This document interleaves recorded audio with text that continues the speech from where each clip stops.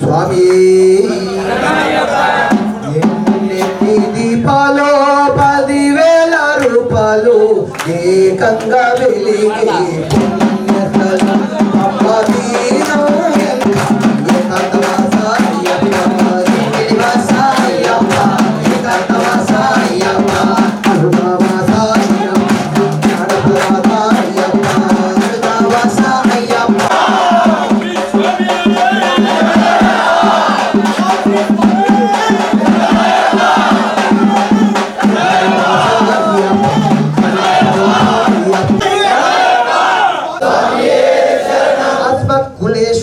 దేవం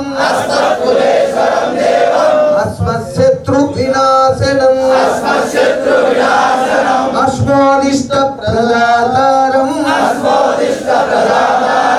శాస్త్రం ప్రణమామ్యహం స్వామియే శరణమయ్యప్ప స్వామియే శరణం శాస్త్రం ప్రణమామ్యహం స్వామియే శరణమయ్యప్ప నిత్యం స్తోత్రం పఠేన్నరః తస్య ప్రసన్నో భగవాన్ స్వామియే శరణం స్వామియే శరణమయ్యప్ప నమ్మడి తోట తెల్లై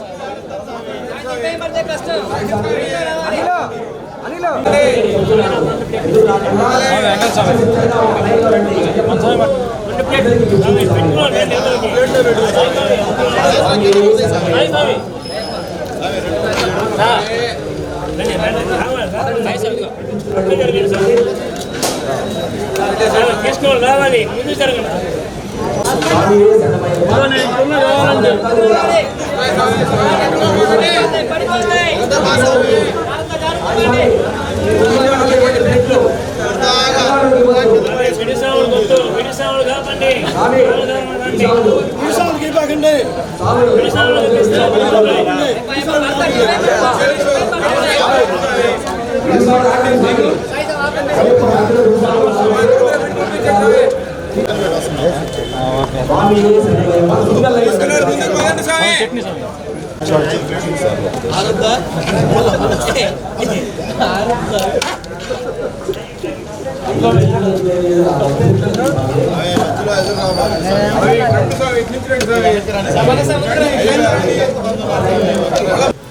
కాలాతీతమైంది కాబట్టి మీ కోరిక స్వామి రేపు 10 రోజు మనకి 27వ తేదీ ఉంది.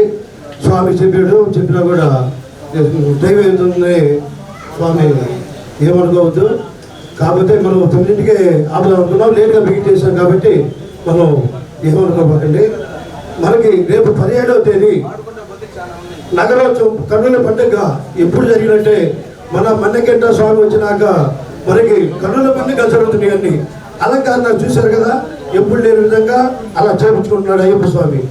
అందుకని భక్తులు కూడా మీరు ప్రతి కార్యక్రమంలో పాల్గొని స్వామివారి కృపకు పాత్రలు కాగానే కోరుచున్నాం. 24వ తేదీ ఆదివారం అన్న సందర్భ కార్యక్రమం కొన్ని వేల మందికి జరుగుతుంది. ప్రతి ఒక్కరూ పాల్గొని భిక్ష స్వీకరించాల్సిందిగా కోరుచున్నాం. పోయినసారి ఎలా జరిగిందో 27వ తేదీ భజన సేమ్ అలాగే కన్నుల పండుగ జరుగుతుంది.